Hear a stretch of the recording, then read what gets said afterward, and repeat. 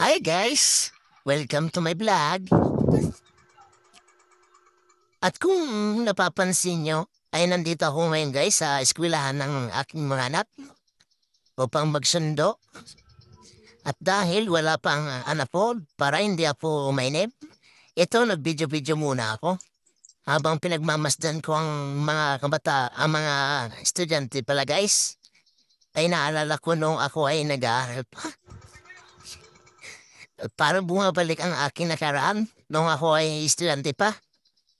Malayong malayo na talaga ngayon guys sa sitwasyon ngayon.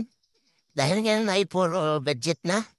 No, ang ibang ko naman ay pakikipagsuntukan o pagkarating class. Kaya naman ako ngayon ay punong-puno ng pagsisisi, Kuya Eddie.